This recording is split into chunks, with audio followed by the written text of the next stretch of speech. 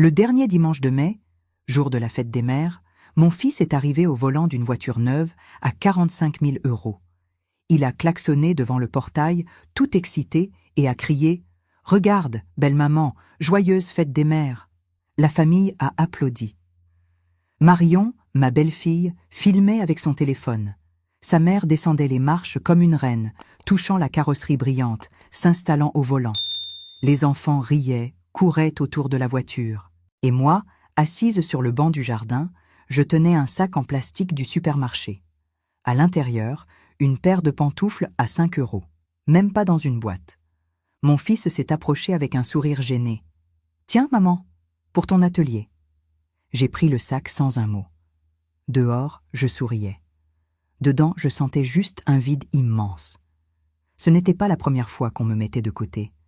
Mais ce jour-là, ils l'ont fait devant tout le monde, sans gêne, sans filtre. Ce qui était autrefois du mépris discret est devenu une humiliation publique. Je m'appelle Jeanne. J'ai 74 ans. Je suis née à Limoges, j'y ai grandi et j'y ai travaillé toute ma vie comme couturière. C'est avec des doigts abîmés par les aiguilles et le dos courbé sur ma machine à coudre que j'ai élevé mon fils unique, Simon, toute seule. Sa mère est partie quand il portait encore des couches. Je lui ai donné l'école, la nourriture, la dignité. J'ai tout fait le cœur ouvert et les mains occupées. Je n'ai jamais demandé de reconnaissance, mais je n'ai jamais accepté d'être traitée comme une moins que rien. Mais avant de continuer, vérifiez si vous êtes déjà abonné à la chaîne et dites-nous dans les commentaires de quelle ville ou quel pays vous nous regardez. Nous aimons beaucoup savoir jusqu'où nos histoires arrivent. Ce déjeuner n'était pas une surprise, c'était simplement la confirmation de ce que je ressentais depuis des années. La différence, c'est que cette fois, il l'a étalé au grand jour. Il m'a montré qu'il m'avait remplacé. Que la belle-mère de Marion, cette femme qu'il a connue à l'âge adulte, était maintenant sa vraie mère. Il l'a dit à voix haute, devant moi, sans aucune honte. Marion filmait tout. Les enfants applaudissaient autour de la voiture. Personne n'est venu m'embrasser. Personne n'a pris de photo avec moi. J'étais juste une vieille femme aux cheveux gris, assise dans un coin, avec un cadeau mal emballé sur les genoux. Je suis restée silencieuse. Ce genre d'humiliation ne se répond pas avec des mots, mais avec des actes. Pas devant un public. Je suis rentrée chez moi plus tôt. J'ai inventé que je ne me sentais pas bien. C'était vrai, parce qu'il n'y a pas de douleur physique comparable à celle d'être oubliée alors qu'on est présente. Arrivée à la maison, j'ai posé le sac dans un coin du canapé et je me suis assise sans rien dire. Je suis restée là, à regarder dans le vide, la tête pleine et le cœur vide. Je n'ai pas pleuré ce jour-là, ni les suivants. Les jours d'après, j'ai continué comme d'habitude. J'ouvrais mon atelier à 7 heures, je balayais le trottoir, je recevais mes clientes en faisant semblant que tout allait bien. Mais à l'intérieur, ça n'allait pas. Cette phrase ne sortait pas de ma tête. Celle-ci, c'est pour ma belle-mère que je considère comme une mère. Quand un fils dit ça, ce n'est pas une figure de style. C'est un message, c'est un rabaissement public. Il aurait pu dire n'importe quoi.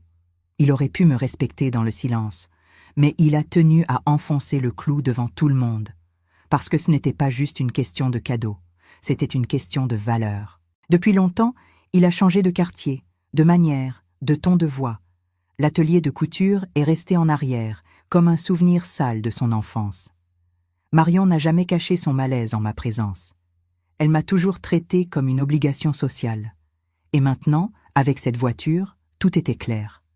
Sa loyauté va à elle, à sa belle-mère, à ce qui donne du prestige. Mais je ne suis pas née pour jouer les idiotes. Je peux être vieille, mais je ne suis ni aveugle ni stupide. Je n'ai pas besoin de crier ni de me battre. J'ai trop vécu pour savoir que celui qui parle trop se trahit vite. Pas moi. J'ai attendu. J'ai observé. J'ai tout gardé en mémoire. À un moment, en partant, il est passé près de moi, m'a tapoté l'épaule et a dit « On se parle plus tard, d'accord, maman ?» J'ai simplement hoché la tête. Je n'ai rien dit. Ce n'était pas nécessaire. Il n'a pas vu qu'à cet instant précis, la mère qu'il connaissait est morte pour moi. Pas vraiment morte, bien sûr. Mais la mère présente, la mère disponible, la mère qui se mettait toujours en dernier. Celle-là a été enterrée là pendant ce barbecue. Ce soir-là, je me suis assise sous le porche. Je n'ai même pas allumé la radio. les pantoufles étaient toujours dans le coin du canapé, fermées, froides, sans importance. Je les ai regardées quelques secondes, puis j'ai détourné les yeux. Ce n'était pas un cadeau. C'était juste un rappel. Tu ne comptes plus. Je savais que je n'allais pas oublier, que ça n'allait pas passer, que ça n'allait pas devenir une blague de famille, et surtout que ça n'allait pas rester comme ça. Mais je savais aussi que ce n'était pas en criant que j'allais régler ça. C'était dans le temps, le silence, la fermeté. Parce qu'il y a des humiliations qu'on ne répond qu'avec dignité. J'ai laissé ce sac en plastique dans le coin du canapé pendant des jours. Je passais devant, je le regardais du coin de l'œil et je continuais mon chemin. Toucher ces pantoufles aurait été m'abaisser encore plus. Ce n'était pas le cadeau qui me blessait, c'était ce qu'il représentait. Un fils qui avait décidé, devant tout le monde, que je ne valais plus rien. La phrase résonnait encore dans ma tête. Celle-ci, c'est pour ma belle-mère que je considère comme une mère. Autrefois, cela m'aurait peut-être fait pleurer. Aujourd'hui, cela m'a fait réfléchir. Et quand une vieille femme commence à réfléchir calmement, c'est signe que quelque chose est en train de changer à l'intérieur. J'ouvrais mon atelier tous les jours, comme toujours. Je réparais des ourlets, je cousais des boutons, je repassais sur ma vieille planche. Mais ma tête était ailleurs. Chaque cliente qui entrait, chaque voiture qui passait dans la rue, me rappelait que je ne faisais plus partie du monde de mon fils. Je suis de cette génération où les mères n'avaient pas besoin de se justifier. On montrait l'amour avec de la nourriture sur la table, les factures payées et la présence. Et j'ai été tout cela, présente constamment, même quand je n'avais plus de force. Présente pour les bulletins scolaires, les crises d'asthme, les disputes de l'adolescence, les anniversaires sans fête. J'ai donné le peu que j'avais, et encore un peu plus. Mais apparemment, rien de ce que j'ai donné ne s'est transformé en souvenir pour lui. Il ne garde que ce qui ne fait pas honte. Et moi, j'étais devenue une source de honte. Marion ne m'a jamais aimée. Ça, je le savais déjà. Elle m'a toujours regardée comme si j'étais une figure folklorique de la famille. Sa mère, elle, a toujours été exaltée. Femme d'affaires, bien habillée, belle parole, voiture neuve tous les ans. Moi, je ne suis que la vieille couturière avec l'odeur du tissu et les doigts abîmés. Marion a toujours voulu de la distance. Et visiblement, elle a réussi. Un après-midi, assise sous le porche de mon atelier avec un café dans une tasse ébréchée, j'ai observé le mouvement de la rue. Je me suis souvenu d'une scène ancienne. Simon devait avoir 10 ans. Il m'avait demandé une console de jeu. Je n'avais pas un sou.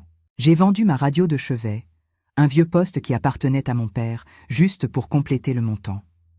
Je la lui ai donnée dans un carton avec un mot écrit à la main. Il m'a serré dans ses bras comme si j'étais le héros de sa vie. Et maintenant, des pantoufles de supermarché, mauvaise taille, sans mots, sans rien.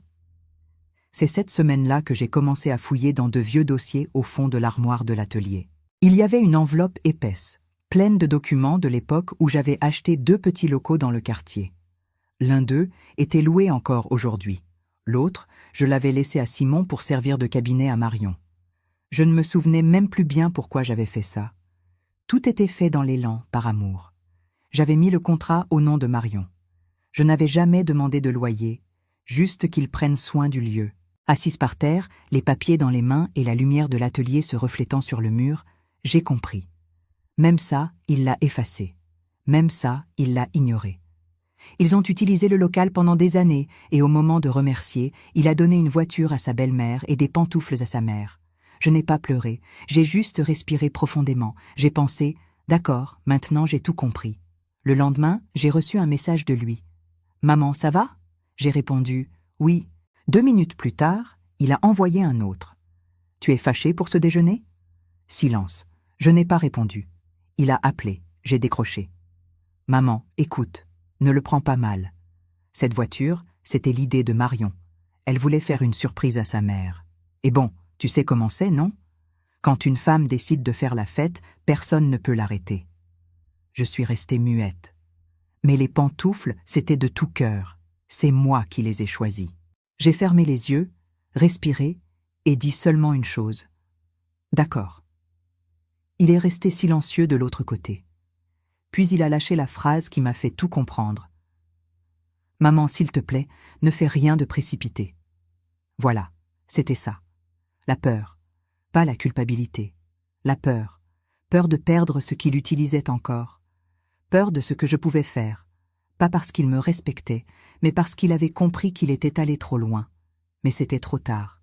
Je n'ai pas répondu. J'ai juste raccroché. Je suis retournée à l'établi de mon atelier, j'ai passé un chiffon sur le comptoir, j'ai pris mon vieux cahier où je note les tissus commandés et j'ai écrit une phrase dans le coin de la dernière page. Le silence aussi est une réponse. Et parfois, c'est celle qui fait le plus mal. À la fin de cet après-midi, je suis rentrée chez moi, j'ai regardé de nouveau le sac plastique et enfin, j'ai pris les pantoufles. J'ai ouvert lentement l'emballage, sorti les 2 pieds et les ai posés par terre. Puis je me suis assise, les ai regardés quelques secondes et les ai jetés directement à la poubelle. Pas avec colère, avec clarté. Ce n'était pas juste à propos du cadeau. C'était à propos de ce que j'acceptais ou non dans ma vie à partir de ce moment. Et j'avais décidé. Plus jamais je ne permettrai à quiconque de me rabaisser. Pas même mon propre sang. Le lundi matin, je suis passée à la papeterie acheter une chemise neuve, bleu marine, en plastique rigide. J'ai payé en espèces et l'ai glissée dans mon sac. Puis je me suis rendue directement chez le notaire de la ville. Je n'ai parlé à personne. J'ai pris un ticket, attendu mon tour assise calmement. Quand on m'a appelé, je me suis approchée du comptoir avec le calme de quelqu'un qui n'est pas pressé, mais qui sait exactement ce qu'il fait. J'ai demandé des copies certifiées des documents du local, celui-là même que Marion utilise pour son cabinet depuis leur mariage. L'employé a vérifié le numéro de parcelle et confirmé le nom du propriétaire à voix basse. Tout était à mon nom. L'acte de propriété, l'enregistrement, la taxe foncière. Je n'avais jamais transféré, jamais vendu, jamais donné. Ils occupaient simplement ce qui m'appartenait et, peut-être par habitude, ils avaient oublié. Je suis rentrée chez moi et j'ai rangé les documents dans la chemise. Je l'ai fermée avec un double élastique. Je l'ai cachée au fond de l'armoire de l'atelier, derrière les rouleaux de tissu que je suis seule à toucher. Là, personne ne fouille, personne ne se doute de rien. Je n'ai rien dit à personne. J'ai simplement continué ma routine, comme si rien ne se passait. Mais chaque pas que je faisais dans mon atelier était plus assuré. Chaque cliente qui entrait, chaque pièce que je cousais, je le faisais avec une autre posture, parce que maintenant, je savais ce que je valais. Et surtout, je savais ce que je n'allais plus permettre. Le mardi, Marion m'a envoyé un message pour la première fois depuis des mois. « Bonjour Jeanne, ça va? Si vous pouvez, passez au cabinet un de ces jours, les enfants vous manquent. » J'ai lu, je n'ai pas répondu, j'ai effacé. Ils font toujours ça. Ils disparaissent, méprisent, puis lancent un geste vide en essayant de maintenir les apparences. Mais je n'avais plus besoin d'apparence. J'avais besoin de respect. Et là où il n'y en a pas, je ne vais pas. En fin de semaine, Simon est apparu à l'atelier. Première fois depuis ce déjeuner. Il avait son air habituel, chemise à manches retroussées et parfum trop cher pour un homme qui n'a jamais transpiré pour gagner sa vie. Il est entré avec un sourire faux. « Alors maman, comment tu vas ?» J'ai levé les yeux, essuyé mes mains avec un chiffon et répondu calmement « Je travaille ». Il est resté debout dans un coin, comme s'il avait oublié à quoi ressemblait l'endroit. Il regardait autour de lui comme un visiteur. C'est ce qu'il était devenu. « Ça fait un moment qu'on ne s'est pas vu, hein ?» Marion parlait justement de passer avec les petits. Je suis restée silencieuse. Il a forcé. « Ah, et merci pour ce petit local que tu as prêté pour le cabinet. Marion dit que c'est son endroit préféré au monde. Elle est vraiment reconnaissante. » Petit local. J'ai avalé ma salive. J'ai continué à plier des tissus. Bon alors, tout va bien, non? J'ai levé les yeux lentement. Tout est à sa place. Il a souri, à moitié soulagé, à moitié inquiet. Parfait. Bon, si tu as besoin, je suis là. Et il est parti. Je suis restée immobile, la main posée sur l'établi, respirant profondément. Maintenant, c'était clair. Il savait, ou du moins, il soupçonnait. Et il essayait de tâter le terrain, voir jusqu'où j'irais, jusqu'où il pouvait aller. La peur commençait déjà à apparaître, même déguisée en conversation légère. Le même jour, en fin d'après-midi, je me suis rendue chez une agence immobilière de confiance, une de ces vieilles agences qui sentent encore le papier et le café-filtre. J'ai parlé avec Arnaud, un vieil ami de l'époque où j'avais acheté mes premiers locaux dans le quartier. J'ai apporté les documents avec moi, demandé la discrétion, dit que je voulais évaluer le bien. Il a demandé « Tu vas vendre ?» J'ai répondu sans hésiter « Peut-être ?» Il a souri. « Tu aurais déjà dû le faire il y a longtemps. » Et j'ai compris. Même lui avait vu. Je suis rentrée chez moi avec la certitude que je faisais ce qui était juste.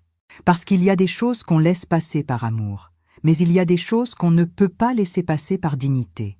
Et la différence entre les deux, c'est que l'amour accepte, mais la dignité corrige. L'évaluation d'Arnaud est arrivée 2 jours plus tard. Quand j'ai ouvert l'enveloppe et lu la valeur marchande du local, j'ai senti un goût sec dans la bouche, plus de 80 000 €. Et pensé que pendant plus de 5 ans, ils ont utilisé cet espace comme s'il était à eux. Sans payer de loyer, sans remercier, sans même regarder en arrière. Ce qui avait été autrefois mon sacrifice, la sueur d'années penchée sur ma machine à coudre, était devenu un décor de luxe pour ceux qui n'ont jamais sali leurs mains. Ils avaient juste oublié un détail. Ce n'était pas à eux. Le vendredi, Marion est apparue à l'atelier. Première fois en des années. Elle était bien habillée. Lunettes de soleil, maquillage léger, cheveux attachés en chignon.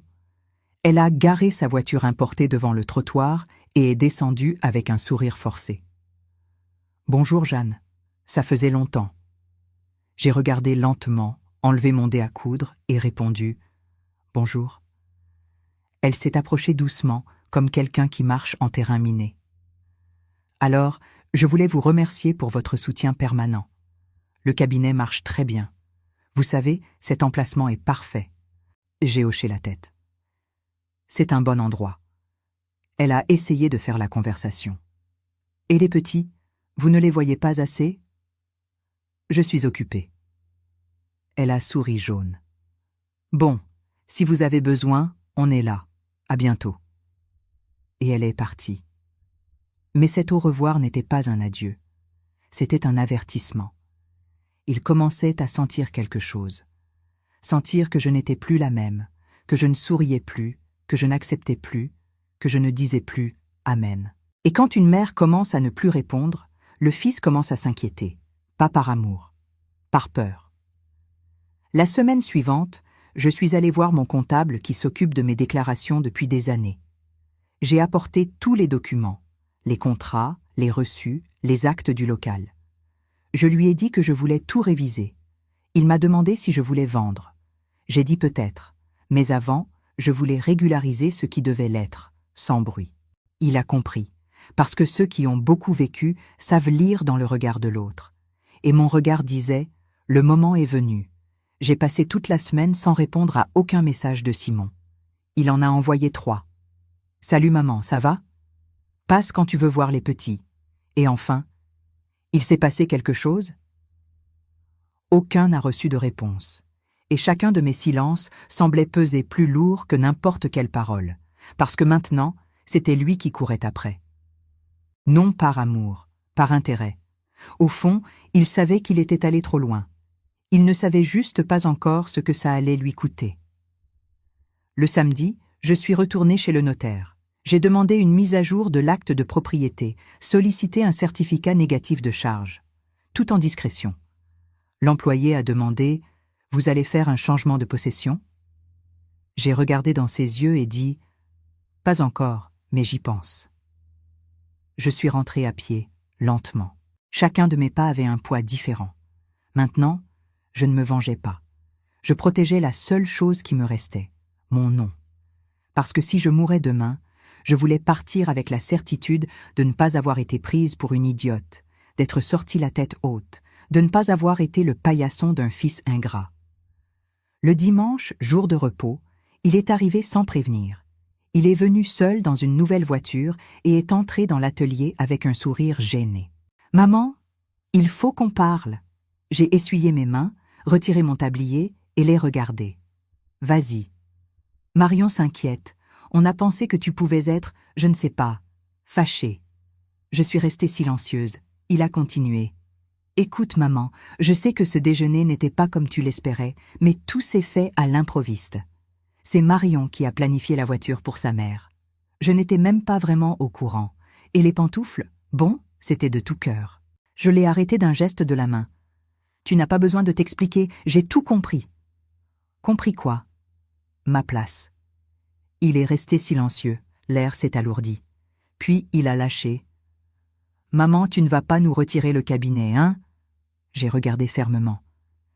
Il n'a jamais été à vous. Il est devenu pâle. Mais tu n'as jamais rien dit. Tu nous as toujours laissé l'utiliser. C'était une erreur de ma part. Silence. Maman, s'il te plaît. On a investi là-bas. Il y a des travaux, des contrats, avec des patients. Vous vous débrouillerez. Il a tenté un dernier appel. Maman, ne fais pas ça. Mais je m'étais déjà levée et avais tourné le dos. Je suis allée jusqu'au portail et l'ai ouvert. Bonne journée. Il est resté immobile quelques secondes. Il ne savait pas s'il devait insister ou partir. Mais il a compris. Je n'étais plus la même. Et maintenant, il avait perdu le droit de trouver ça surprenant. Le lundi matin, j'étais au cabinet de Maître Alain, avocat de confiance et vieil ami. Quand il m'a vu, il s'est levé avec son calme habituel. « Jeanne, ça fait un moment. »« Oui, mais aujourd'hui c'est sérieux. » J'ai sorti la chemise bleue de mon sac et la lui ai donnée. J'ai tout dit clairement, sans débordement émotionnel. Je veux bloquer toute possibilité légale qu'ils vendent, transfèrent ou revendiquent à ce local. C'est à mon nom, mais je veux que ce soit écrit, signé et enregistré. Il a ouvert les documents, lu en silence pendant 10 minutes, puis refermé lentement et m'a regardé comme quelqu'un qui a tout compris. « Tu veux qu'il le sache ? Je veux qu'il le découvre par les moyens officiels. Et quand ils le sauront, ce sera déjà fait. » Il a hoché la tête, respectueux. « Ça va marcher. Mais à partir d'aujourd'hui, tout ce qui concerne ce local aura un appui juridique. Tu veux que j'envoie une notification s'ils essaient de l'utiliser comme garantie de crédit ou d'emprunt? Je veux tout par écrit. Que ce soit familial ou professionnel, c'est la fin de la ligne. Je suis sortie de là plus légère. Pour la première fois en des années, j'ai senti que je reprenais mon espace. Et le meilleur, sans avoir besoin de lever la voix, sans avoir besoin de prouver quoi que ce soit à qui que ce soit. Le mardi, les appels ont commencé. D'abord Marion. J'ai allumé mon téléphone et vu 9 appels manqués, des messages courts, directs, pleins de points de suspension et de nervosité. « Jeanne, il faut qu'on parle d'urgence. S'il vous plaît, donnez-nous un retour. C'est sérieux. » Puis ce fut le tour de Simon. Cette fois, il ne cachait plus son désespoir. « Maman, pour l'amour du ciel, il faut qu'on parle. Le cabinet va fermer. On a beaucoup investi, maman. » J'ai lu et rangé le téléphone dans le tiroir de l'atelier. Je n'ai pas répondu. Le lendemain, ils sont arrivés à ma porte. Tous les deux. Ils étaient différents. Pas de sourire, ni de phrases polies. Marion était pâle, tenant son téléphone avec leur avocat à l'autre bout du fil. Simon, tête basse, essayant de paraître calme. « Maman, on a reçu un avis juridique. Le local a une restriction d'usage. Qu'est-ce qui se passe ? » Il retourne à son propriétaire. « Comment ça ? Tu as toujours dit qu'il était à nous ? » ?»« Non, je vous ai laissé l'utiliser par considération. Mais c'est fini maintenant. » Marion est intervenue. « Ça va nous nuire. On a des patients programmés, des contrats signés, des employés. Débrouillez-vous, le problème n'est pas le mien. » Elle a essayé de négocier. « Vous voulez de l'argent ? On peut négocier, payer un loyer. » J'ai regardé dans ses yeux. « Je ne veux rien, juste récupérer ce qui m'appartient. » Simon a croisé les bras. « C'est de la vengeance ? » ?»« Non, c'est de la justice, et ne m'appelle pas maman. Tu te souviens que je suis ta mère seulement maintenant ?» Silence. Ils sont partis sans un mot. Pas de larmes, pas de belles phrases, pas de pardon. Tant mieux. Parce que tout mot à ce moment-là aurait été une tentative de plus de déguiser ce qui n'a pas de réparation. 2 jours après leur visite, j'ai commencé à voir les changements. Un panneau « local à louer » a été accroché devant le cabinet. De l'autre côté de la rue, J'observais simplement un chiffon posé sur l'épaule et la main appuyée sur ma table de travail. Je ne me suis pas approchée, je n'ai rien demandé. Mais je savais exactement ce qui s'était passé. Le cabinet avait fermé. Les jours précédents, j'avais déjà remarqué l'agitation. Un camion stationné pendant des heures, emportant des cartons, des plantes, des miroirs. Aucun patient, aucun employé. Juste Simon avec le visage abattu et Marion, lunettes noires vissées sur le nez et expression fermée par la honte. Aucun des deux n'a traversé la rue pour venir me voir. Cette semaine-là, j'ai décidé de rénover mon atelier. Rien de luxueux, juste l'essentiel. Un nettoyage des étagères, remplacement du fer à repasser qui chauffait mal, changement de 2 ampoules et une petite plaque à l'entrée avec des lettres simples. Atelier Jeanne, depuis 1973. Ce n'était pas de la vanité, c'était de l'appartenance.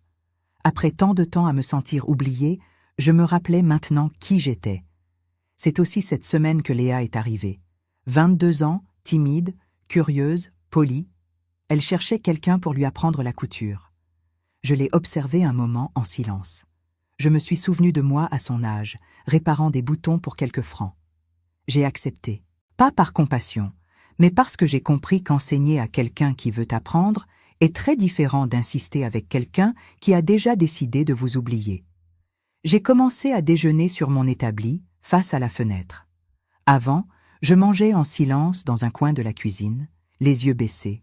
Maintenant, je mangeais en regardant dehors. Non pas que j'attendais quelqu'un, c'était le contraire. Ce qui me donnait la paix, c'était de savoir que personne ne viendrait plus, que j'avais enfin fermé les bonnes portes. Un samedi après-midi, j'ai décidé de me promener dans le quartier à pied. Cela faisait longtemps. Je suis passé devant l'ancienne école de Simon, le terrain de football où il jouait enfant, l'épicerie du coin qui a toujours le même propriétaire. Mais maintenant, c'est son petit-fils qui s'occupe du magasin. Sur le chemin du retour, j'ai croisé la belle-mère de Simon, celle qui avait reçu la voiture de 45 000 €. Elle sortait de la pharmacie avec un paquet sous le bras. Elle m'a vu, a hésité et s'est approchée d'un pas gêné. « Jeanne, bonjour. »« Bonjour. » J'ai appris ce qui s'est passé avec le cabinet. J'ai hoché la tête. Je ne veux pas me mêler de ça, mais désolée. Je suis restée silencieuse quelques secondes. Puis j'ai répondu. Ce qui est à vous, vous l'avez déjà reçu. Ce qui est à moi, je l'ai récupéré.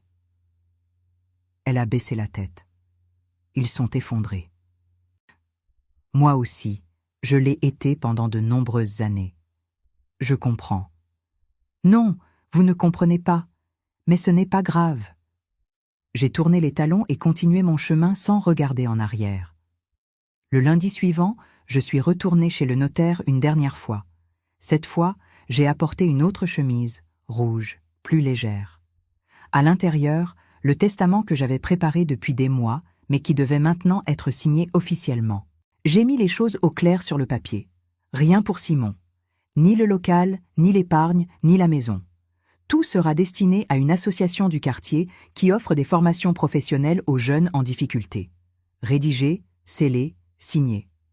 Au moment de faire authentifier la signature, l'employé a lu le contenu et m'a regardé par-dessus ses lunettes. « Vous êtes sûr ?» J'ai répondu. « Je n'ai jamais été aussi sûre. » Sur le chemin du retour, je me suis arrêtée à la banque. J'ai annulé les cartes dont Simon avait encore des copies, celles que je lui avais laissées il y a des années quand je pensais encore aider. Elles n'avaient jamais été utilisées. Mais maintenant, cela n'avait plus d'importance. Il ne devait plus y avoir de faille. Tout devait être fermé calmement, mais définitivement. En fin d'après-midi, je suis passée devant un magasin de vélos d'occasion. Dans la vitrine, un vélo de promenade avec un porte-bagages arrière et un cadre rouge. Je suis entrée et j'ai demandé « Il roule encore bien ?» Le vendeur a répondu « Pour une balade tranquille, il roulera encore pendant des années. » J'ai payé comptant, demandé d'ajuster la selle. En fin de journée, je suis sortie en pédalant lentement dans les rues de Limoges où j'ai vécu toute ma vie. Le vent sur mon visage m'a rappelé un vieux souvenir, quand j'emmenais Simon sur mon porte-bagages jusqu'au terrain de jeu. Il me serrait par la taille et disait « Plus vite, maman !» Maintenant, le vent venait seul. Mais même seul, ce n'était pas désagréable. Le lendemain, je me suis levée tôt. J'ai pris mon café avec du pain grillé, fait dans ma vieille poêle de l'atelier, et je me suis assise avec Léa pour réviser les comptes. Je lui ai appris à fermer 1 mois de caisse, enregistrer chaque tissu acheté, calculer le prix juste d'une retouche. Elle notait tout avec attention.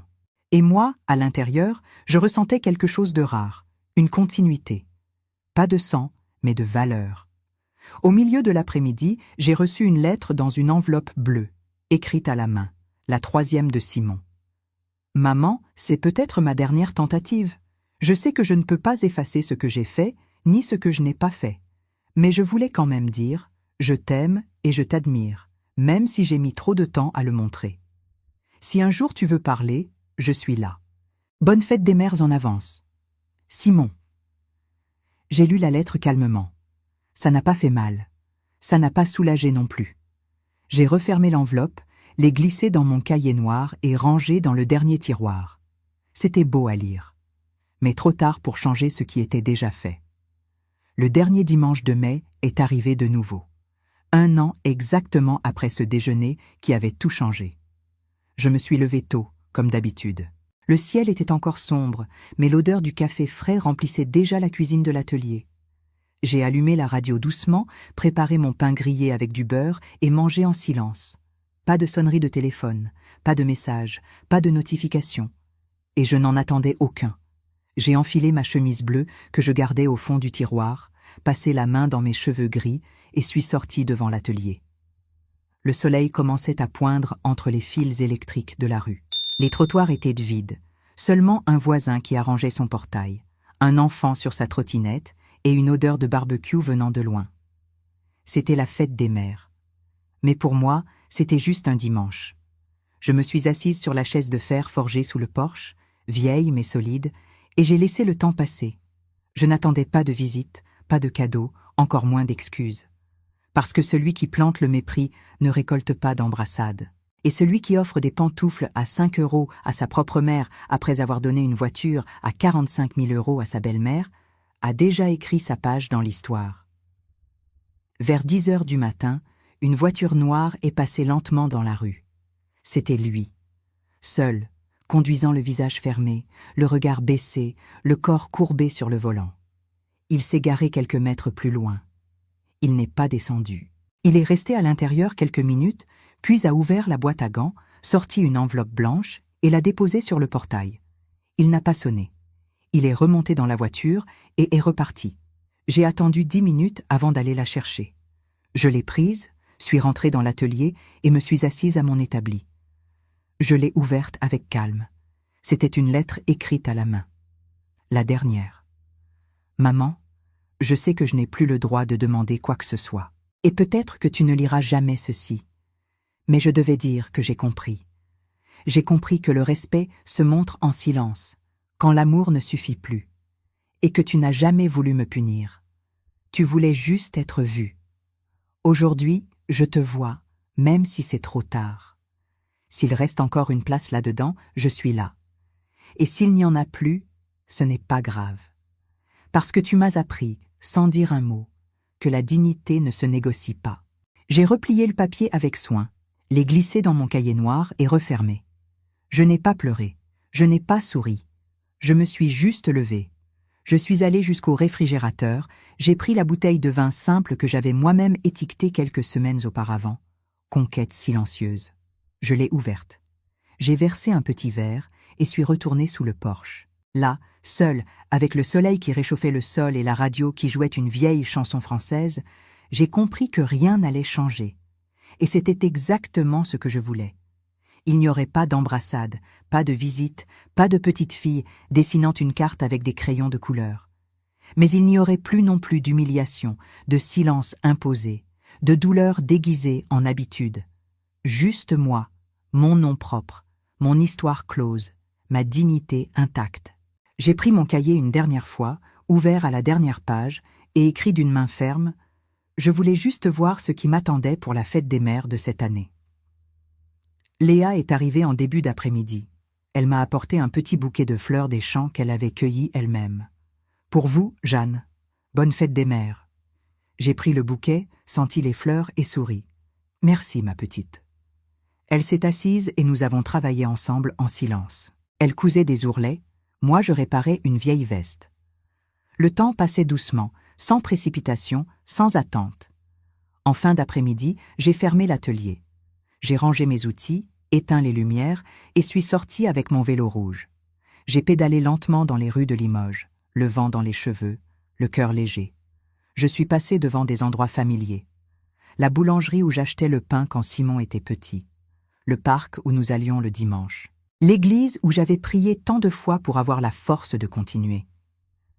Maintenant, je n'avais plus besoin de prier pour la force. Je l'avais trouvée en moi. De retour à la maison, j'ai préparé un dîner simple. Salade, fromage, pain. J'ai mangé lentement, savourant chaque bouchée. Puis je me suis installée dans mon fauteuil avec une tasse de tisane et mon cahier noir. J'ai relu les phrases que j'avais écrites au fil des mois. Chacune racontait un morceau de ce chemin. De l'humiliation à la décision, de la douleur à la paix. Sur la dernière page blanche, j'ai écrit une dernière chose.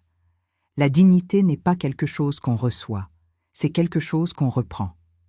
J'ai fermé le cahier, éteint la lumière et suis allée me coucher. Pour la première fois depuis très longtemps, je me suis endormie sans poids sur la poitrine, sans question, sans réponse, sans regret. Juste avec la certitude tranquille d'avoir fait ce qui était juste pour moi. Le lendemain matin, en ouvrant l'atelier, j'ai trouvé un petit mot glissé sous la porte. C'était de ma petite fille, écrit en lettres maladroites « Je t'aime, mamie ». J'ai souri, plié le papier et l'ai gardé dans ma poche. Parce que l'amour vrai ne demande rien en retour. Il est juste là, simple et sincère. Et c'était tout ce dont j'avais besoin. Si cette histoire a touché votre cœur, répondez ici, dans les commentaires. À ma place, qu'auriez-vous fait? N'oubliez pas de regarder la prochaine vidéo qui apparaît sur votre écran. Elle apporte un rebondissement surprenant et émouvant qui vous captivera du début à la fin.